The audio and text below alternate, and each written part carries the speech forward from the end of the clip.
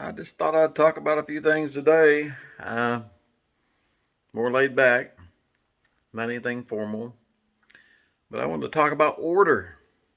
Because I got to thinking about the Holy Spirit and being led by the Holy Spirit. And I was trying in my head saying, well, it's spontaneous. And I guess in a way it is, but, most of the stuff that God put together has order. Otherwise, why would he have law? Law and order. He had man and woman. He had marriage, man and woman. He had them in the garden. And there's so many things that are predictable. He gave us marriage. He gave us family. He gave us. He showed us how to use the animals, and he told us how the order is in prayer. Our Father who art in heaven. He had certain things that he expected as far as sacrifice, the way it was done back with the original, the original Israelites and how they had to do things. Then you have the rising of the sun and the moon, and then you have all the things in prophecy, and it's predictable, but it's beneficial to His creation, isn't it? Because when you get out of order, you have rebellion, you have chaos. And there's some examples of that that have caused a lot of problems, I think, in our society. As far as feminism, I think that has caused a lot of problems in our society, don't you? I mean, wouldn't you think so? Um, Transgenderism, that's out of order. Homosexuality, fatherless family homes with government taking the role of the father, war, supply disruptions, famine, disease, STDs, surprises, the unknown, didn't see that coming. You can look at feminism versus Proverbs 31. And when you talk about surprises, you can look at, I think it's Proverbs 7.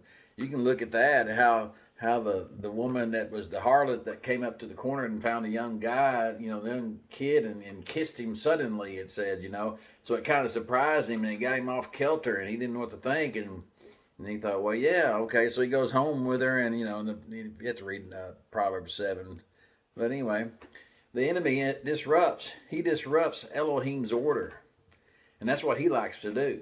And he's been doing it ever since that snake in the garden when he said, did he really say that you would die? Surely you didn't say that you would die. If you eat from this tree. So he broke up the order. And that's the way war is, isn't it? That's how the Maccabees won. I mean, they waited for the Romans to come in after them, and then they kind of did guerrilla warfare. I mean, that's how we won. The English come in, it was all marching in order and had all their red coats on and everything, and they had their order. But the enemy, which was us at the time, was able to disrupt them and win because we did things differently. And that's the way the enemy against God operates too. He does things out of order. That's why we have this new world order coming on, and supply disruptions and all these things. You can read, like I say, how the Maccabees defeated the Romans, and you can read Judges 6-7. That gives some different things about war and order and different things.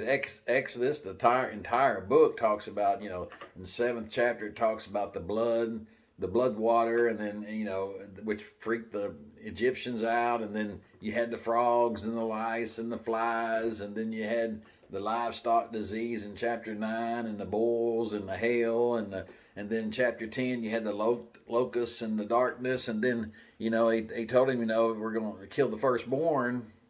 God's going to kill the firstborn, and unless you let his people go, and then he didn't listen. So in chapter 12, they painted their top of their doorway going in, for the Passover their firstborn, and they had to bring in I think a spotless lamb or a spotless young goat, and they had to live with it for a certain time. I think they brought it in like on the first month.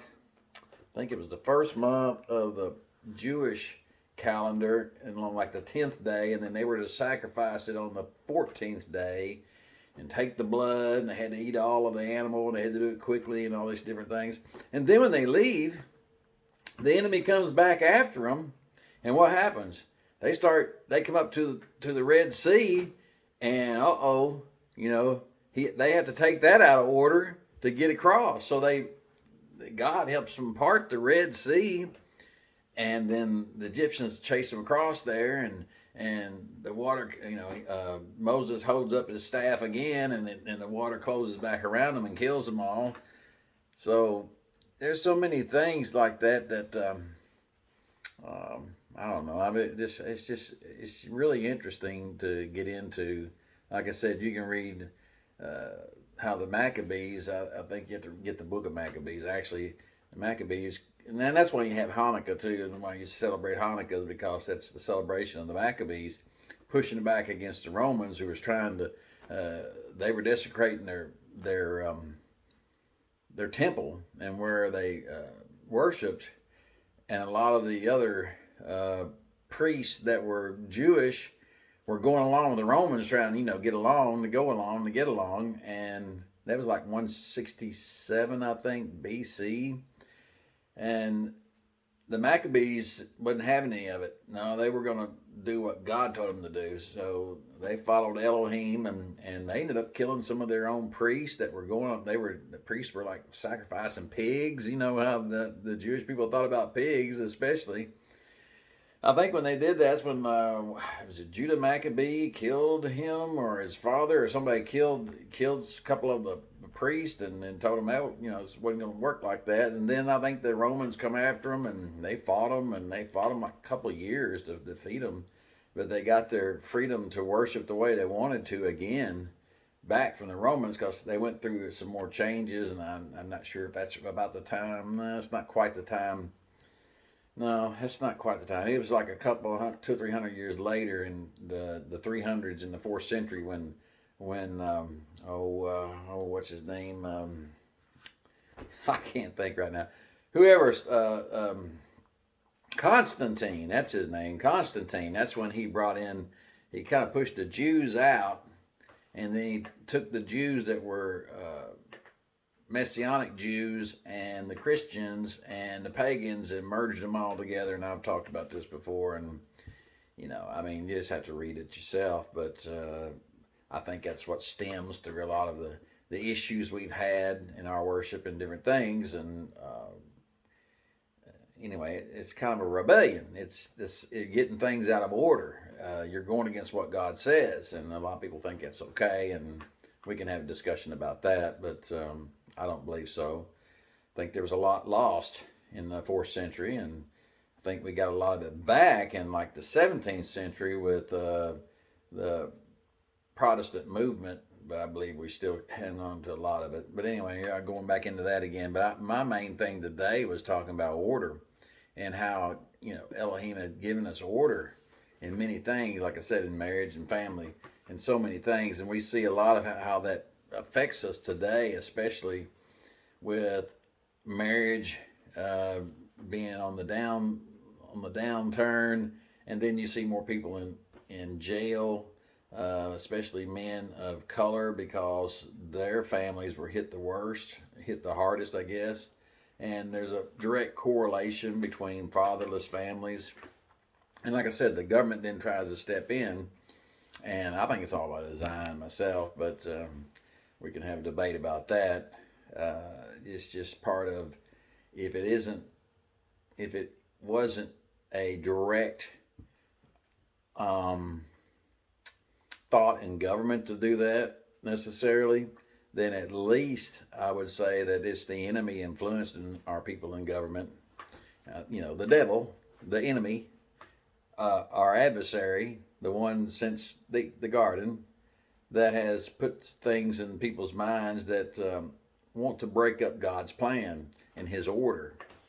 You have to have order, not necessarily complete everything. I mean, you can still be influenced by the Holy Spirit that may, it can tell you things to do during the day, but you still get up at a certain time. You report to work at a certain time. You work, and you work 6 days, and you take a seventh day off, and all these things because God tells you to, not because He's trying to just run your life. It's because it's beneficial to you. It's beneficial and predictable to man overall. And that's just my thoughts for this week. I haven't really got a whole lot else. Like I said, you can read Proverbs 31 if you want to do some reading. Then you can also, which talks about the Proverbs 31 wife and what all she did and her capabilities, because that kind of goes against feminism, which was also brought in. Someone started pushing all that. I think it was Gloria Steinem or something started pushing a lot of the feminism, thinking, saying that, well, women are just as good as men. Of course they are. Women are as great or better than men. And women can do a lot of things men can't. But for some reason, they started pushing this idea that women weren't getting a fair share and they need to be able to get into the man's area and do his stuff. And they wouldn't push, and no man has been pushing for, I mean, I guess now with the transgenderism and stuff, they're trying to push saying men should have babies and everything else, which is completely bonkers.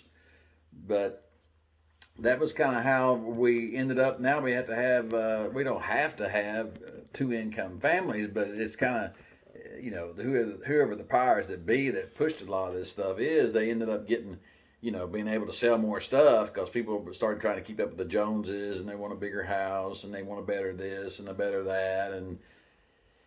And women started making more money and they could save more and spend more and all these different things. And then it also made women say, well, I don't need a man. And you'll find out too, and there's some other people that's posting about this type of things. There's a lot of women that come out of school and they think that they're wanting to be all into the corporate scene and different things, and then after they start working 60, 70 hours a week climbing that ladder, they decide, I'm missing out on a lot of things my other friends have. I want to have a family and kids and everything, but then they're so stuck in that rebellion. They set the bar real high for man, and they've already, it's just there's a lot of things that go in that the enemy plants in people's minds. It's like getting married, right out of the box and not fooling around before you get married, because all that knowledge and that knowing goes into your brain, and it hurts your intimacy. It's so many things that when you get things out of order the way God made them, that is not beneficial to man. But that's some of the discussions I like to have. But next week, coming up, I'd like to talk about some other orders that I didn't know anything about. And I think it's going to be good. I've had only a few people I know ever talk about it. I grew up most of my life not knowing this information. And I think it'll be a good series. But I'm going to set it all off next week or this coming week and kind of outline everything. So get your pencil and paper out, or record, or be ready to find it on YouTube. And if you see this one, please subscribe and like this channel. We're going to try to dig into some things a little deeper. I'm saying there's a lot of things out there. Everybody seems like they have their own channel nowadays. I understand. And I would like for everybody to join in as much as possible. I have to shut off the comments and review them all, because I've had some people that are, I guess they're kids or something, that have come on to some channels that I've got, and they want to use bad language and different things. I mean, they're not kids. I mean, these are older people that just don't know how to act and say things and involve themselves in things that they shouldn't. So, I mean, I'll get into that later too, but I'm protecting. I don't want anything to be, if you're on this reading anything, I will take the brunt of any kind of criticism. I mean, if somebody wants to criticize me, I'm not afraid of having some criticism in the comments. That's okay. We can have a discussion. But when you started getting into using profane language and that type of thing, and making accusations that aren't correct, and like I said, I can deal with that. I'm okay with even putting that in there. if you make an accusation, as long as it's a civil accusation, I can, I will answer it. And if I'm wrong, I'll be the first one to admit it, and I will correct myself, because this is what this channel started about anyway. I had a lot of correction to do. I had a lot of unlearning to do from the way I was taught growing up about religious ideas and religion in general. I want to be just a pure follower of Yeshua, as pure as possible in my imperfection. So that's what this is about, this channel. And I know I keep talking about what this channel is about, but we're kind of new. And in case you're just tuning in, we want to discuss things like I'm discussing today, and discuss some of the more meat and potatoes of different subjects. And I welcome any kind of comments, and if I see some good comments, we may take that road and go there, and see if we can. Let me see, which way am I going? Okay, we may have to take it from point A to point B, to see if you have a comment about something and it sounds good. We may have to follow it on out and do some more research, and I invite you to contribute that way. So anyway, you have a great evening. I hope you've had a great weekend and a great Sabbath, and we'll see you again soon.